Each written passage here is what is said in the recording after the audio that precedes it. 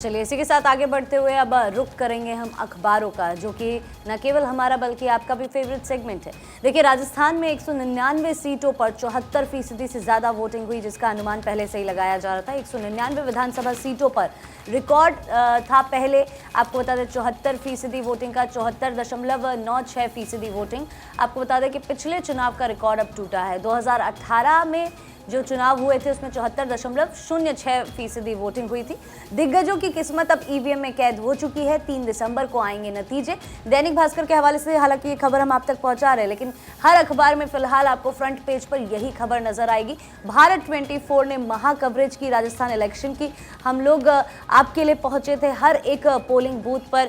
यहाँ पर पूजा मौजूद है, महिमा है, मैं खुद, हम सब लोग आपके लिए जहाँ एक और रणभूमि पर थे, तो वही बुलेटिन्स यहाँ से भी जा रहे थे। साक्षी ने भी यहाँ पर कवरेज करी। हमने हर एक तस्वीर आप तक पहुँचाई कि आखिर किस तरह का माहौल देखने को मिल रहा है, क्या क्या समस्याएं आ रही है, लोग कितना घरों से बाहर निकल रहे हैं। पूजा देखिए बिल्कुल, और क्योंकि मेरे पास दैनिक भास्कर है और जिस खबर का जिक्र हो रहा था 71% का मतदान राजस्थान के अंदर रहा। हालांकि 2018 की बात करें तो ये मतदान का प्रतिशत 74% था और ये माना जाता है कि अगर वोटिंग परसेंटेज बढ़ता नहीं है तो कांग्रेस को फ़ायदा होता है, बढ़ता है तो बीजेपी को फ़ायदा होता है। हालांकि ये एक अनुमान है जो अब तक का ट्रेंड रहा, उसके आधार पर अब 3 तारीख को नतीजे बताएंगे कि अब जनता का रुख क्या रहा। हम लोग लगातार लाइव कवरेज पर रहे, सुबह से कल आपको तस्वीरें दिखाते रहे और लोगों के क्या विषय थे वो भी आपने जाने। अब ईवीएम में क्योंकि किस्मत का फैसला हो चुका है, मतदान के बाद अशोक गहलोत ने भी देखिए खास तौर पर कई बातें बोली जिनमें कोई सत्ता विरोधी लहर नहीं। उन्होंने फिर इस बात को दोहराया, कांग्रेस राजस्थान में फिर से सरकार बनाएगी, हमारी गारंटीज की साख बहुत ज़्यादा है, मोदी की गारंटी फेल हो गई। पंजाब केसरी के हवाले से खबर है। और देखिए अशोक गहलोत ने जो ये बातें कही हैं, जो अपनी जीत को लेकर वो आश्वस्त नजर आए, जरा सुनिए। गारंटियों की क्रेडिबिलिटी बहुत हाई है, बहुत हाई क्रेडिबिलिटी गारंटियों की है। सरकार पुनः रिपीट होगी इस बार। उनकी बातों में कोई दम नहीं है।